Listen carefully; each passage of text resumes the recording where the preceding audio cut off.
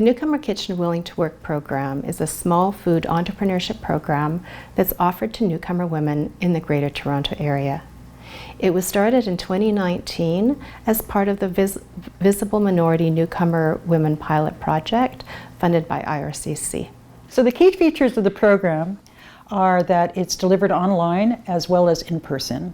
It's a training program that teaches the fundamentals of food business basics to newcomer women.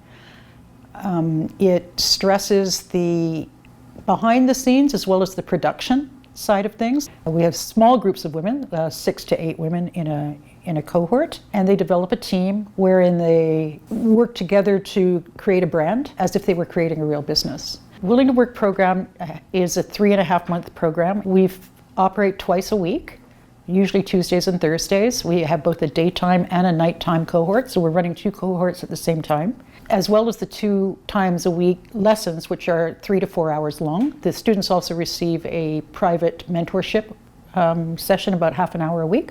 And then we do real events throughout the semester. There's 3 real events that happen. And on those days, there's two kitchen kitchen cook days that take place. One is a prep day where they can prepare everything that they have to sell that can be done in advance. And then the day of the event itself, the women come in and they finish up their serving and get involved with the event itself. So the way that the program works is that we start with an orientation class, then we do 2 business classes, which are all online. So that's 3 of the classes, of the 25 classes that are delivered. Then we do a couple of workshop classes where the women learn how to prepare their own workshops, how to write a recipe, how to present to the public, how to set up the lighting, and to also get them just comfortable engaging in their own backgrounds and to get to know each other. Then we get into a business development model where they actually create their team. They have a participation agreement they sign, they commit to the program, they form a brand, they choose fonts, they create a logo, all of those things. And then we go into an event planning period. So the first series of events we do is a product to market. So the women develop some kind of a product to bring to the farmers market or to sell as an online gift basket, depending on the time of year. So the interesting thing about this program, one of the interesting things, is that we have to align our sales with the actual sales events of the year. So if we're selling around the holiday season in December, we can market one way, whereas if we're selling at Valentine's Day, we'll do another way, or Mother's Day. So we actually have to align our real sales to the real calendar. So the product to market, we do 4 sessions of planning that.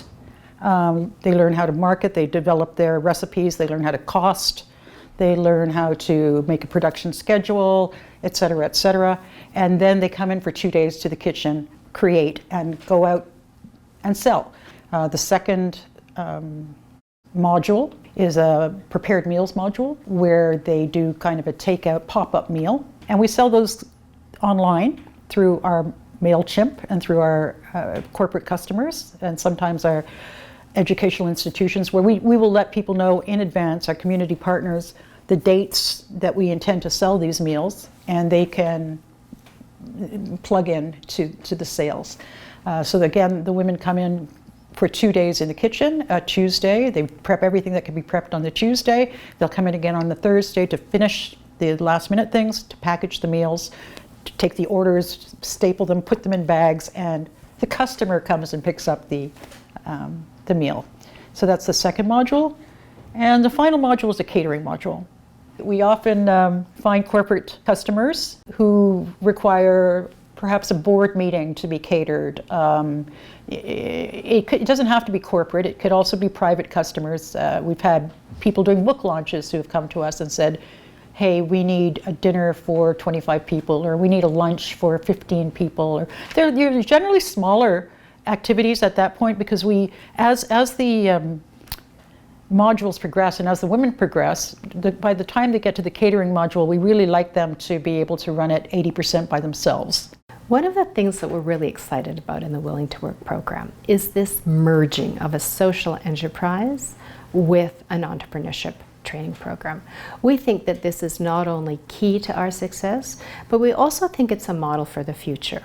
We didn't take an entrepreneurship training program and embed it into a settlement agency. We took a settlement program and we embedded it into a social enterprise. And so our lens is a business lens. One of the things that we learned in the social enterprise was how important it was that women earn money.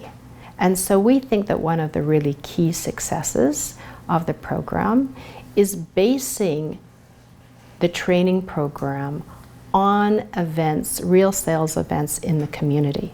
For some of the women, this is the first time that they've ever earned money. We've had women in the program who have held up that $50 bill and go, I've never had this before of my own. And it's not even the amount of money, it's the fact that they have earned it on their own, doing something that they don't necessarily value. And to see that the Canadian public does indeed value it gives them a sense of accomplishment and empowerment beyond anything I can imagine. Often in programs in settlement, we see the Canadian public in the role of volunteers. In the Willing to Work program, the Canadian public takes on the role of the customer. And this is quite novel. The direct economic support to the Canadian public as participants in the project is one of economic empowerment. But it's a transactional relationship in which both parties get something of benefit. The Canadian customer gets fantastic food. They learn about new cultures. They get to directly show support for newcomer women. And newcomer women get to feel like they are providing not only a product that has value, but embedded in that product is their own sense of identity. So we feel that it's really building that bridge through food, through the sharing of different cultural cuisines that creates the kind of excitement and positive bringing together of the community over food. So we see that as really key. This program is a very intensive program. What we found was women were requiring more support within the program to keep up with the weekly requirements. The deadlines that are embedded into the program are very real deadlines. They're not theoretical. We really have events to prepare for. We really have menus to develop. We have to meet those event deadlines. And so this is when we decided about the mentorship component of the program, that the way to make sure that women were on track with their deliverables every single week was to have that individual coaching and mentorship. The fact that the teacher takes some time with each woman to discuss her recipe or her fears or her hopes, her accomplishments, her dreams, her background, her challenges, I think really gives the clients of the program a sense of feeling like they're important. Another point is that they get hands-on commercial kitchen experience. They learn how to use some of the more sophisticated equipment to produce larger quantities of food. They learn how to time their food. Some women had no clue how long it takes to cook for 50 people or for 100 people, and some women, they say, oh, it's just 15 minutes to do this, oh, it's just 15 minutes to do that, but it's never just 15 minutes. So they get a better idea of time management. I think, one of the other things that we think is really key to this program is that a woman doesn't go through the program as an individual. She goes through the program as a member of a team. The team develops their own brand and their own identity. And so she's not only responsible to herself in this program, she's responsible to a whole group of women that she's working with. And because of this bonding and because of this sense of responsibility that they have to each other, that carries on, it spills over past the program. Women build friendships, they build networks. And we find that this is a really, really interesting and successful component of this program. When we first started the program in 2019, we were in the process of both developing the program, understanding the outcomes of the program, and also understanding how we could bake in our evaluation pretty early in the process, because we needed the feedback from the clients to understand our next steps. What we decided to do was to have an intake form that asked a lot of questions about why it was that they wanted to take the program, what their background was, what their needs were. And then throughout the semester, there was a lot of verbal feedback. Then at the end of the semester, there was an extensive feedback form.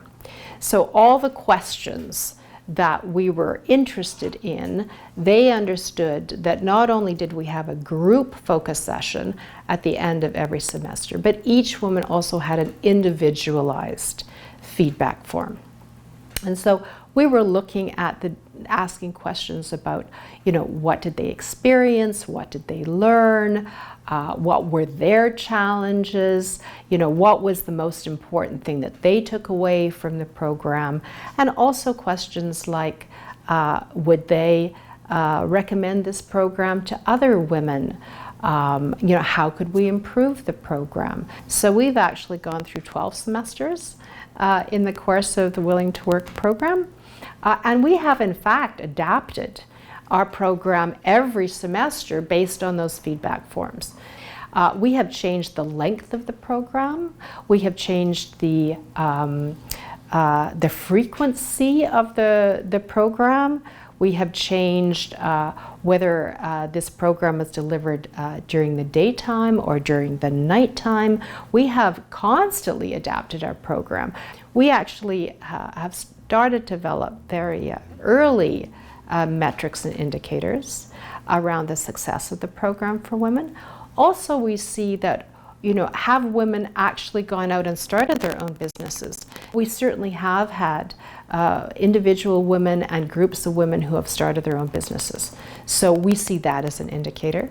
Certainly, women indicated that it was a significant change in their attitude towards their own settlement, their own sense of belonging in the community, their own sense of empowerment, their own sense of possibility. For a lot of the women, the idea of running their own businesses had never occurred to them. And this was a way that they really felt that not only could they help themselves, but they could help their families, how they could become, leaders within their community. This was the kind of significant feedback that came out of that one day of really intensive focus groups. Over the course of the last several years, we have developed a curriculum, we have developed a robust program. We are now interested in seeing how our program can be embedded in the many, many settlement agencies across Canada. In 2022, we partnered up with the Centre Francophone de Grand Toronto. It's a Francophone settlement agency, and they were interested in providing entrepreneurship training for their clients. They have a whole suite of programs, and they were interested in a food entrepreneurship program. So over the last year, we have developed the program in French, and it is the first time that we are experimenting with embedding it in a settlement agency setting. One of the feedback that we got from the exit interviews was that women wanted to continue on with the program. They didn't want it to end. And so we had to think about planning the next phase of what they needed in terms of supports to start their own businesses. Even some of them had gone out and tried on their own, but they came back and they said, our barriers are commercial kitchens. We can't find them. They're too expensive. They need insurance. There were all sorts of technical supports that they continued to need to start their own businesses. So we are developing a secondary program to the Willing to Work program, which is a deeper dive. It's a business incubator. It will actually take the women through the next step of actually starting to establish and build their own businesses. There are many aspects to starting a new business. In the same way, there are many aspects to starting a food entrepreneurship training program that has a social enterprise lens for a settlement agency. One of the things that Newcomer Kitchen brings is a whole package of the kinds of platforms, the kinds of materials, the skill sets, the deliverables, the objectives, how you train people to start new businesses. These are all aspects that until you run a business, you don't really know all the different moving parts. My advice or warning for others that we're going to take this on is that, not to recreate the wheel. It's taken years for us to work out some of the kinks, and they're not all worked out. They get worked out as we go along all the time.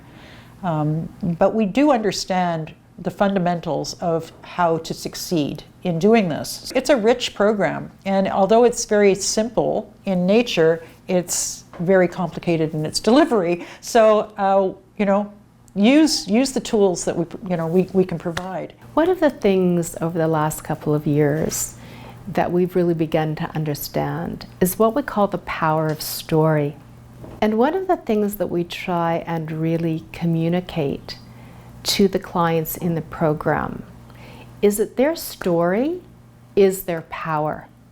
As we help the clients develop their business story, they develop their personal story, and we see how, rather than it being a story of challenges, which it is, it's really a story of overcoming. And so rather than women feeling like their story is invisible, they are invisible, their story is their marketing. And what they discover, to their surprise, is how incredibly receptive and supportive and interested the Canadian public is in them as individuals. If I could sum up the value of this program in 15 seconds or less, it would be that it's a win-win situation for everyone. It's delicious food, it's newcomers feeling powerful, it's the community feeling powerful to help each other. It's a relationship that's being built. And I think, a relationship and a dinner is like, there's nothing better.